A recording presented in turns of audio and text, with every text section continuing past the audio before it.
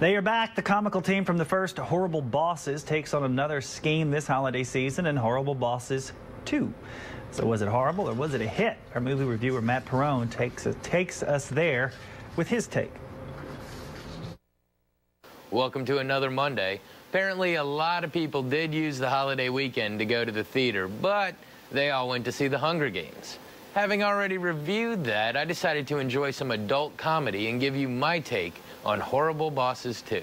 Our movie begins a year or so after the last one ended. Nick, Dale, and Kurt have decided to go into business for themselves so as to avoid working for anyone horrible again. They've invented a product, and after being seen on a morning news show, they are immediately approached with a massive order. The trio takes out a large loan to set up an assembly workplace and hire a staff. Having completed the work order, they are ready to celebrate only to find it was a trick. And after the order is canceled, they are now on the verge of bankruptcy.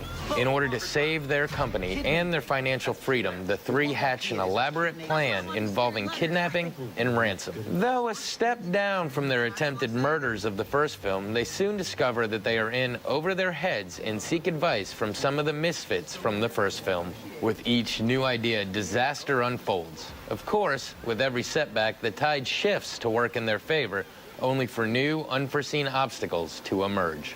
As the movie progresses, we see Nick, played by Jason Bateman, as the level-headed voice of reason, whose logical advice is never taken.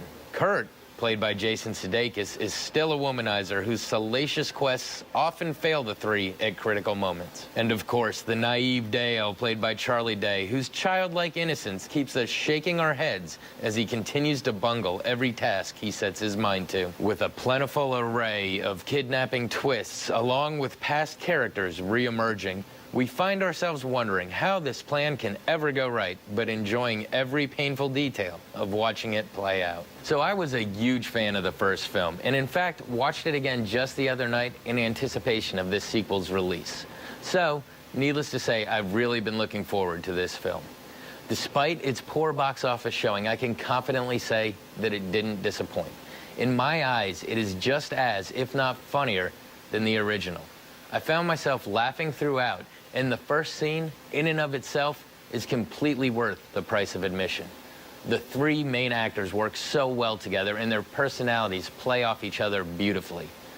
I know she's been in like so many other things, but Jennifer Aniston will always be Rachel from Friends, and seeing the way that she plays her depraved character is just hilarious.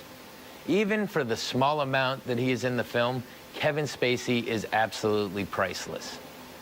The movie is pretty much crude, but I would still give it my full recommendation. Just be sure to expect the crudeness of it. Well, this has been your Monday Movie Musing.